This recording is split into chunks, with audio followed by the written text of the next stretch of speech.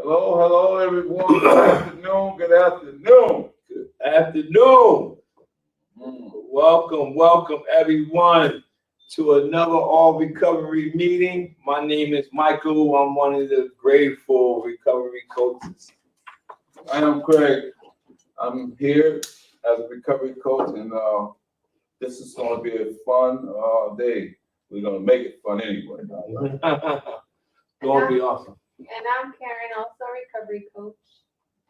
All right. So last few weeks, we have been dealing with or talking about multiple pathways of recovery because we believe in multiple pathways of recovery. And the last few Thursdays, we were talking about one of the pathways of recovery that we went into was the 12 steps. We did the 12-step program. We went through all 12 steps for the last 3 Thursdays. And today we're going to take another one of these pathways, different pathways of recovery. And it's going to be faith-based addiction. That's another pathway. And again, we don't want to discredit the pathway you may have chose to maintain your sobriety. That's your pathway that you chose. It's valid for you. Excuse me, and other people have chose different pathways. So today, we're going to talk about this pathway is a faith-based addiction. Faith-based addiction, and we'll go through that. And again, each Thursday for the next 3 months, we're going to pick one of the different pathways and we're going to discuss it. All right. So today we're going to use faith-based addiction as one of our pathways. Who would like to start off? Rita, we got any announcements done? Our walking through recovery is on Friday at 11. At 72 North Pearl Street. If you would like to be one of our Walk for Recovery, come meet us here and we'll take a stroll around the park downtown. And Row is next week on Wednesday, the 21st. That's right. And we'll be at 761 Landis Avenue, Bristol. So if you have anybody in need of some type of to get into treatment or need identification to get into some type of treatment or any other things of that nature, if you just want to come get some literature about the Recoveries on Wheels or Capital Recovery Center or any other organizations that we are a part of, come out to the Recovery on Wheels and you will be provided with some good stuff that you can use. All right. What else? Okay. If that's covered everything, we can get started. Let's go, man. Yeah, let's do it. So this article is provided by the BlackberryCenter.com. This literature here is provided once again by the BlackberryCenter.com. And the name of the title is Faith-Based Addiction Recovery 101. All right, and so I'm going to read the introduction to it and we'll get started. Testimonies and research continues to show the power of faith-based addiction recovery. Perhaps the most famous example is Alcoholics Anonymous 12-step program. It integrates faith in God as a key component of successful addiction or substance abuse disorder rehab. Regardless of religious background, sobriety rates are booming. This is often thanks to an effective combination of substance use disorder, recovery techniques, and faith-based activities. Christian drug rehab provides holistic support. Who? Holistic reports. Oh, I like that word. That's a big word right there. Mhm. We cover a broad spectrum of the brush. Let's explore faith-based recovery and how it can be a powerful tool in securing your new faith. Adding faith to your substance use disorder, it goes as such. Many struggles with the substance use disorder and find that relying solely on modern medicine doesn't cut it. It often doesn't address deeper troubles or view the individual holistically. This is good. I gotta pull over, pause, and park. Right. Thanks. Hey, when he just read something and it brought back to my memory. I had called. We do weekly calls here at Capital Recovery Center where we follow up with all the recoveries and see how they're doing or if they're in need of any more services. However, one day I called a particular recovery and I told him, or I provided for him the links to join our meeting, and we were doing on something with 12 steps, I believe. I can't remember what the meeting was, but he said to me, do you have any faith-based meetings? And the reason why I brought that up, because many struggle with addiction, substance use disorder, find that relying solely on modern medicine doesn't cut it. It often doesn't address deeper troubles or view the individual holistically. And what he was basically saying when he asked for some type of faith-based recovery support meetings is he had other issues that were deeper to him, according to how he defines recovery. He had other issues that he thought that he can't address unless he's connected to something that's spiritual. So it would be only right for me to provide him the necessary resources that he believed he needed. So I connected to some faith-based resources. And so, unsurprisingly, many people look for substance use disorder treatment that incorporates their values. Indeed, recent research shows nearly 80% of all individuals in recovery want more emphasis on faith and treatment. And you'd be surprised that a lot of people who come from the value or the perspective of whatever faith they may come from, they find it very interesting to rely upon that. Me, myself, I can testify that, as a young person growing up in the household, some of the values and the principles that was taught, even though I strayed away from those things, as I began to become sober and with my sobriety, I began to cling back to those things because I felt the need to gravitate towards. And so there's a lot of people out there that says 80%. That's a big number. That's a big percentage. They want more emphasis on faith and treatment. And that's just, it goes back to what we're talking about, multiple pathways of recovery. And when we have people that have a high requirement or they want different things, we just need to provide for them. That's all we need to do. Don't try to force, we don't want to force you to take our path. We want you to, one of our questions here at Capital Recovery Center is, what does recovery mean to you? That question is very powerful. That question, what does recovery mean to you, simply lets us know how you define it. Because if we are not sure how you define it, then we can't possibly help you. So what we're talking about, multiple pathways of recovery, that's what we're asking. What does recovery mean to you? Like, what pathway do you believe is the pathway that you would like to take? Today, we're talking about a faith-based pathway. So let's move. Where you with that, Greg? Who? On to the next one. All right, well, let's do it then. Yeah. Who benefits from faith-based substance use disorder recovery? If you are religious, you may experience feelings of shame and guilt based on your faith teaching.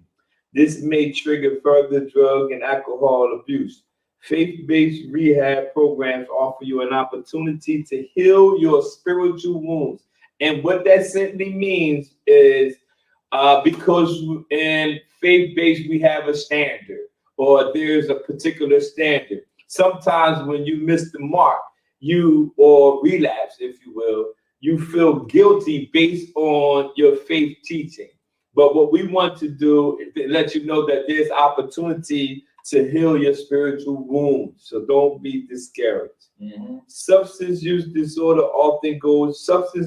often goes hand in hand with other concerns such as mental health.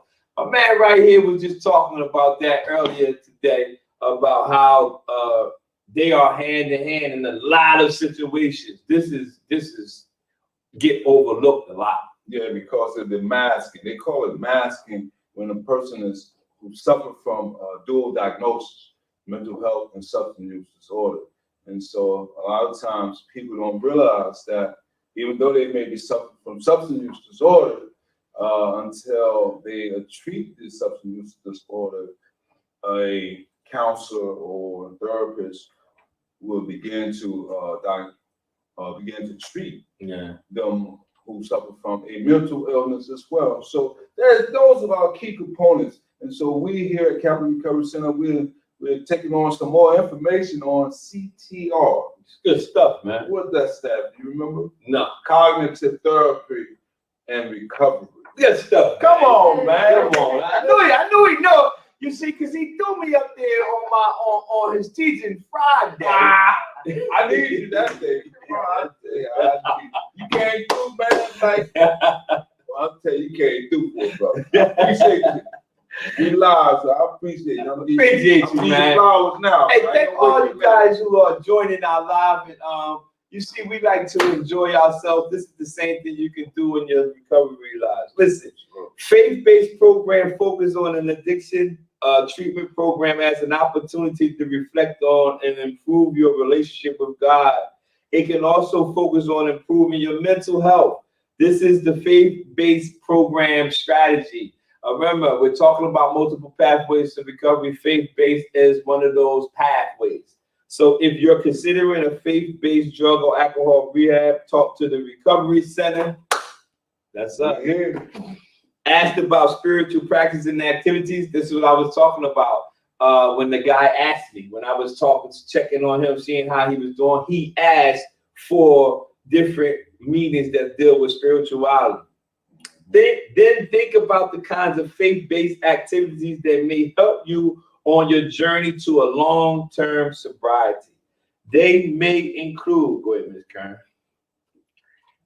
Regularly attending church or religious functions, having the opportunity to build strong relationships with clergy members, praying with loved ones and fellow program participants.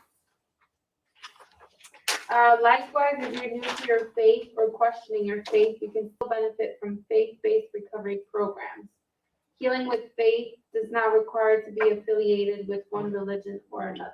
That's good stuff. Healing with faith. I like that word. Healing with faith. There's a powerful thing in that right there, because most of the times we look for, sometimes we can look for things for our healing, but also we can heal with our faith. Our faith can heal any situation that we might be going through at that time. So I like the fact that it talks about healing and faith, and they're together. Healing with faith, because a lot of times we just overlook that, and we might not understand how powerful that may be. Me being a very spiritual founded person, I know for sure that my words have power. So when I was addicted to my substance use disorder, or had problems with my substance use disorder, I used to say that I won't always have this substance use issue. Now, what was I doing? I was trying to heal myself by my faith. I was literally using my faith to possibly bring about the healing. And that thing, it worked for me. Again, we're talking about multiple pathways for recovery. Use the pathway that works for you. So remember that. And I want to emphasize something. You said it earlier, Mike, that what worked for you may not work for somebody else. That's right. And so we're not pointing out no specific form of faith or belief. we're saying because we'll meet, we deal with multiple people from different diversity of our Different community, cultures. right? And so therefore, they may need whatever their faith is, we will link them to that. So we want everyone to know we're not pointing out no specific faith, but there is multiple pathways to recovery. And make sure yours is working for you. Don't judge it and see if it's working for me. Make sure whatever pathway you use works for you. That's very important because I have multiple friends who have their idea of what recovery is, and their idea of what recovery is valid to them. I cannot say it's valid for me. Their strategy, it wouldn't work for me. But I gotta worry about my strategy, and you have to worry about the one that works for you as well. All right, let's roll. All right. How does faith-based substance use disorder recovery work? Let's get into it. Faith-based treatment center fuse together the best of modern medical practices with spiritual support through religious teachings. Nice. You heard what they said, they fuse it together. They put them together. They work hand in hand. Yeah, because it's the ultimate goal. The ultimate goal is to get you to live a life different from the life you are coming out of. So whatever we have to fuse together to get you to accomplish that goal, that's what we're after. It's not an argumentative pathway. I'm not going to argue you down to follow my path. So let me ask you something. Come on, ask me. That's a challenge. All right. So if I'm on MAT, medical assisted treatment for opioid disorder, I still can receive some faith-based help? Yes. A person can still? Yeah. Okay. Because that's a good question. That's a very good question because I actually did it. When I was coming off of my addiction to heroin, although I just mentioned how I was speaking, I won't always be on the issue with drugs. I was speaking it, but I could not stop using the heroin. So I went and signed up for a Suboxone program. Even though I'm still faith-based, Yes, sir. I signed up for that MAT. Because it worked hand in hand. It worked hand because they fused together. Good So that's so I'm telling you, and then I allowed my doctor to wean me off of the Suboxone, and I no longer needed the Suboxone. I believed I no longer needed it to get me to where I was going. So I dropped that and I stood on the foundation of my faith. You anchored now. I'm anchored now. But you're right, they were fused together. Yeah, that's what brought me to that. That was good stuff. The fusing part. Yeah. All right. With all good substance use treatment programs, identifying your personal triggers is crucial.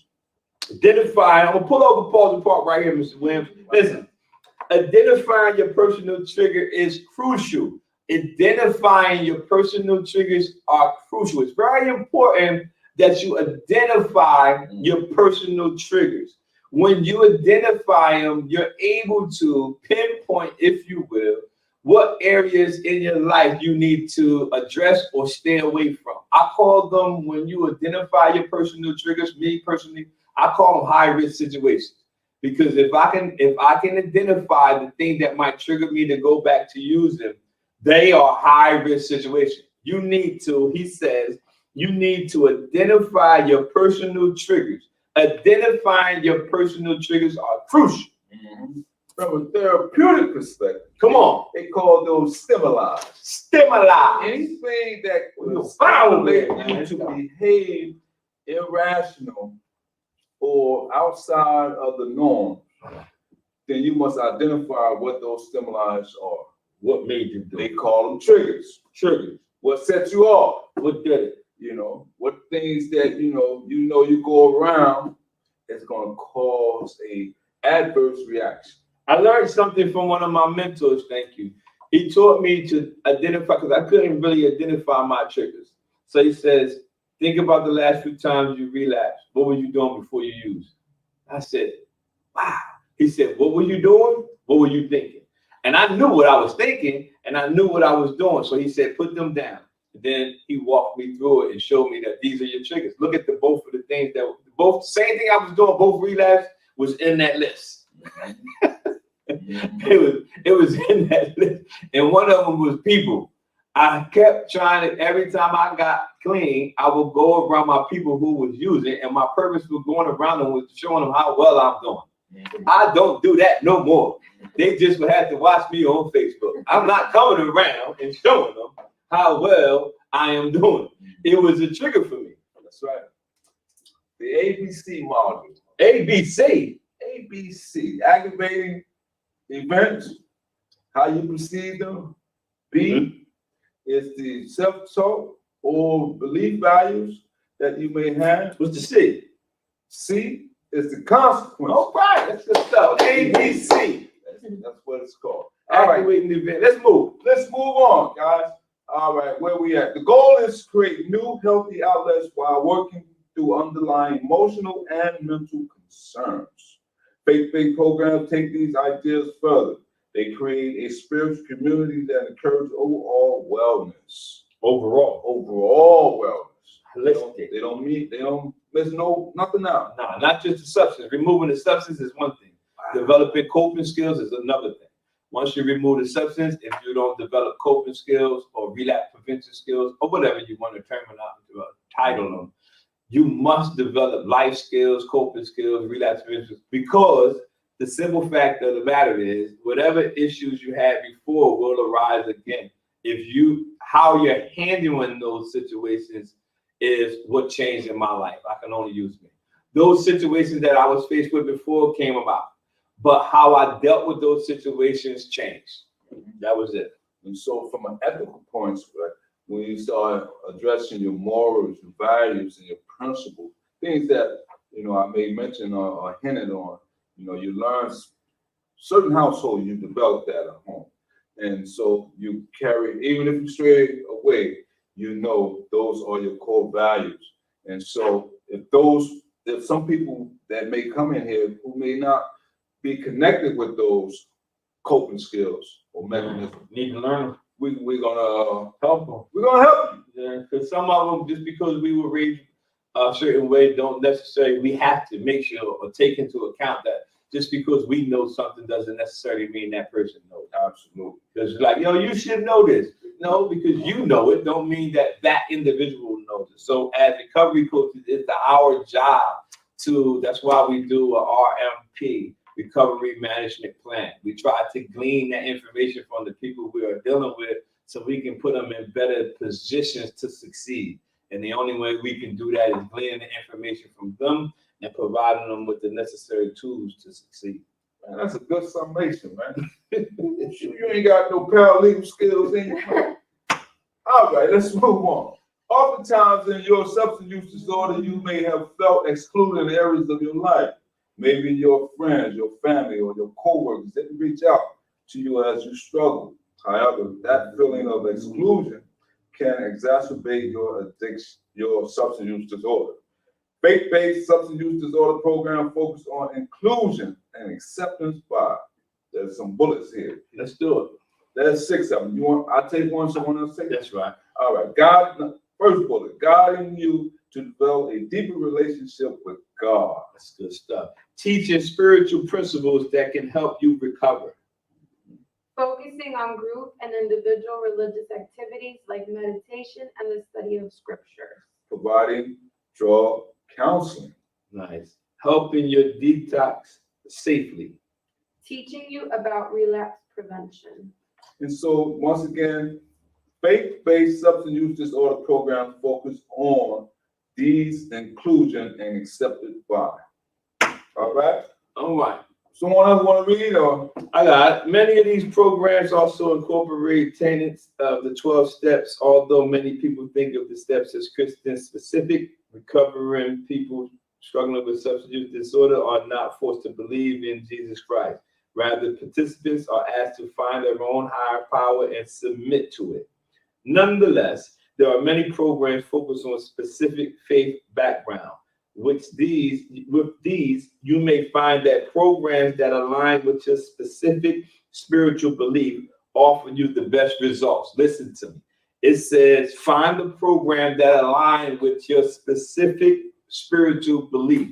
If you find a program that we're talking about multiple pathways of recovery, if you find the program that aligns to your specific spiritual belief, that's when you will get the best results. That is so good. Don't try to use programs that someone else was successful in.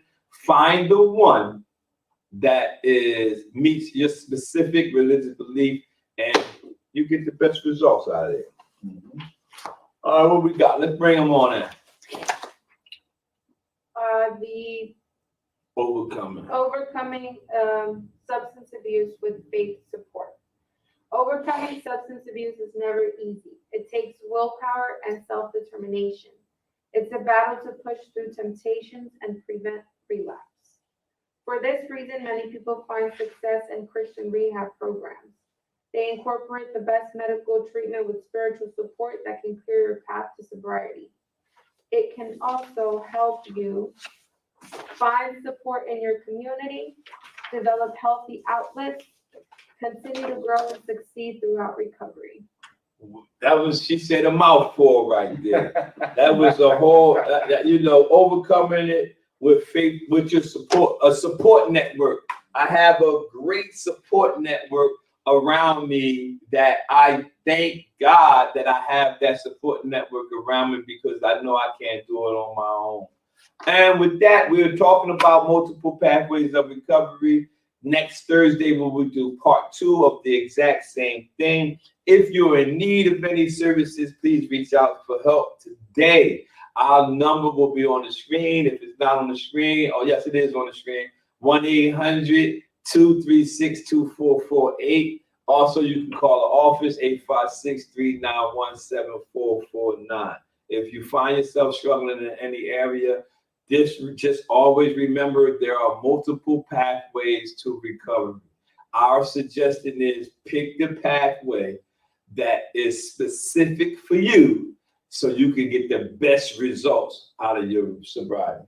I really enjoy this topic, Mike. I'm glad you picked it out. You and Karen, you're doing such a great job. I mean, wow, I'm blown away. But anyway, my name is Craig. I'm also one of the recovery coaches here at Capital Recovery Center. And enjoy your week. Thank you, Mr. Williams. You commented greatness. Hey, Troy, thanks a lot, man. We appreciate you, man. You enjoy your week. We see y'all next Tuesday, 10 a.m. Coffee and Conversation. You bring the coffee. We have the conversation. Come on, man. Talk that talk.